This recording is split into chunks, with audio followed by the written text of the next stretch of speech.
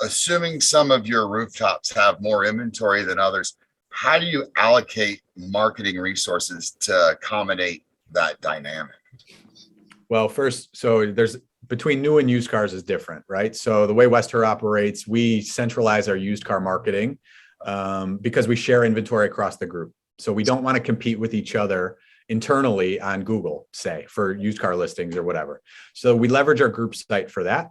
The new car marketing is driven entirely by co-op programs. So the decisions we make based on advertising decisions for new cars is entirely driven by the co-op programs. With keeping in mind these inventory constraints, while yes, it does vary from brand to brand, almost all of them have some element of like a waiting list or whatever right this minute. So I wouldn't say that there's any frontline like inventory supply pressure driving advertising needs, right? And that's where we were coming at it from several years ago. We had oversupply, we had, like discount, it's all price point advertising. And so dealers were like rinse, repeat price point. And then we shifted into like a branding positioning of like why buy and what's great about West Herr and whatever. And so I think the dealers that were able to pivot to that type of why buy type messaging. I mean, even Josh Allen in the background here, we make ads with him that have nothing to do with selling cars. Nothing, right? Like it's just entertainment. He's culturally relevant to Western New York.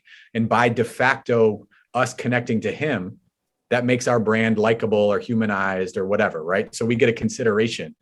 So, you got to think a little differently about marketing in today's day and age, where I think some tier two and some, digital partners and stuff, they're still in their rinse, repeat price point advertising stuff. And I think that's a mistake. Why should we be like talking about $5,000 cash rebates and things when, well, first of all, those don't really exist, but right. Like lease price point advertising, like why would we do that? Like, what do you mean? Let's talk about features. Let's talk about why the car is great. And with your guys' success, clearly your marketing efforts are working that switch to branding. That question, Reed, maybe you want to bring up like the tier 4 marketing that some of our dealer groups, like the Sansone Juniors Automotive Group over in the East Coast, they started like a tier 4 marketing program and really focus around branding the salespeople and the salespeople building their following online. It's really neat. They all get their own. I've never heard that term tier 4 before. That's cool. I've never heard that.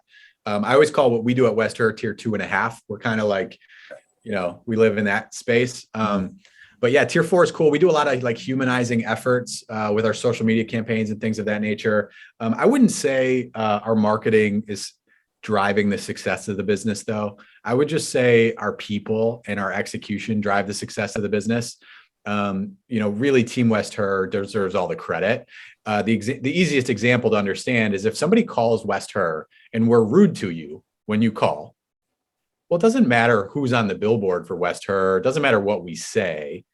They just got a negative impression from your company because what do you want? I want to buy a car. Like, so execution day in, day out.